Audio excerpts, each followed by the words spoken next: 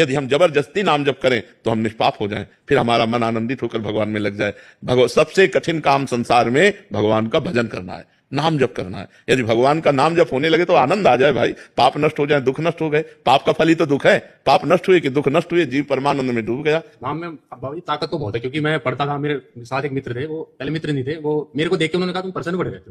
मैं कहा हाँ बस कृपा है। मैंने नहीं बताया क्योंकि वो पहले मुझे पता था कि सीक्रेट दारू सकती है। तो उन्होंने मेरे से एक दिन खुल के बताया ऐसे ऐसे मेरे घर में थोड़ा ठीक नहीं रहा था, मेरा कभी कभी मन करता मैं प्राण त्याग दूं। मैं कहा फिर क्या ऐसे क्यों कह रहे हो आप? मैंने आपको बताया, मैं कहा ऐसे ऐसे हमारी महाराज जी है, आप 20 दिन सुनो लगातार और खाली नाम जप करना है 24 मिनट, जैसे आपने बताया एकांतिक सुनता मैंने बताया। भगवान के नाम में इतनी सामर्थ्य है कि वो भगवान को भी अधीन कर लेता है।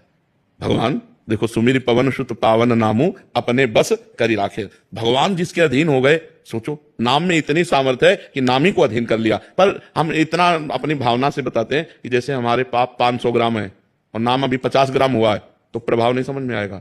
जब 550 नाम पहुंचे तब चमत्कार समझ में आएगा। तो लोगों के पाप तो है 1 किलो और नाम है 2 ग्राम और वो चाहते हैं कि मतलब तो अभी मेहनत करनी पड़ेगी।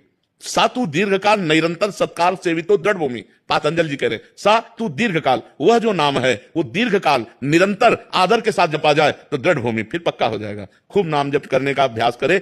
इसीलिए यज्ञ भाग्य वर्तते नाम तुभ्यम, मन साग्रे नहीं कहा, जीव भाग्य, क्योंकि मन से जप करना बहुत कठिन है, तो जीव से जप करो राधा राधा राधा राधा राधा राधा राधा। जाने अनजाने में किसी को मारना गलत है, जाने अनजाने में नहीं, यहाँ ध्यान देना है, अनजाने में और जाने में बड़ा अंतर है। तो फिर जब पूजा कक्ष में जब घर लिपते हैं तो चींटी कीड़े वगैरह रहते हैं, तो उसको जब लिपता हूँ तो वो उसमें देखो, उसमें अपने लोग भी सेवा करते हैं।